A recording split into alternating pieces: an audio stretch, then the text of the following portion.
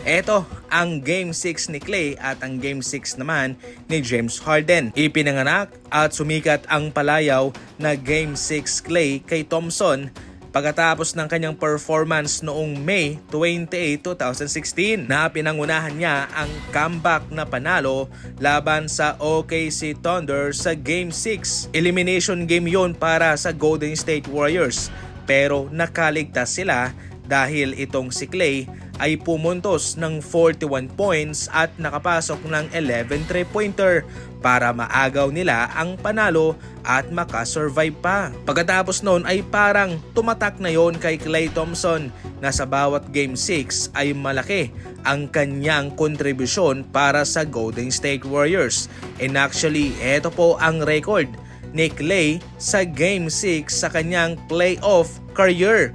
Mayroon siyang 10 wins and 5 losses. Samantalang kay James Harden, desente ang kanyang ina-average sa Game 6. 20 points per game, 7 assists per game, 5 rebounds per game. Pero ang kanyang record ay 4 wins and 14 losses. Hindi po maganda ang record nitong si Harden sa mga Game 6 niya sa playoff. Isa na nga po sa pagkatalong iyon ay ang Game 6 nila versus Detroit Pistons kung saan nabigo siyang mapangunahan ang kanyang kupunan para manalo sila sana.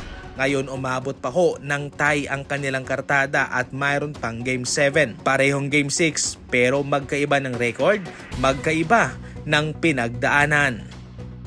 Samantala, hindi na mismo napigilan ni Shai Gilgeous-Alexander na sabihin ito maski man sa media na alam niya mismo sa ngayon ang mga reklamo, mga hinaing ng kanyang mga kapwa NBA player at pati ng mga NBA fans sa kanyang mga pinanggagawa. Hindi naman lahat nagrereklamo. Actually, marami ang humahanga rin po sa kanyang ginagawa na para bang siya lang yung nakakamaster ng mga ganyan. Kasama ang kanyang kupunan na alam nila kung paano bumenta ng foul, magkaroon ng contact na hindi naman yung actual talaga na parang nagfa-foul baiting ka. Itong ginagawa ng OKC Thunder napakaswabe na hindi mo talaga makikita na para bang foul baiting. Kaya dahil din dyan ay marami din talaga yung hindi nagugustuhan itong kanyang style of play.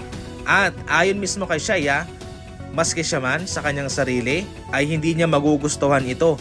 I-hate niya mismo ang kanyang sarili kung ito'y kanyang kalaban. Pero so far sa ngayon ay hindi niya ito magawa sapagkat siya mismo si Shai Gilgeous-Alexander. At ngayon sa NBA ngayon mga idol ay parang sila ang hari sapagkat maganda yung kanilang ginagawa. Isang team lang po ang nakakapigil sa kanila sa regular season. Yun po ang San Antonio Spurs na kanila makakalaban sa conference finals. Isang beses lang silang nanalo laban sa Spurs. Para sa mga NBA Fast Break balita, tumuto ka lang dito. And as always, thank you for watching.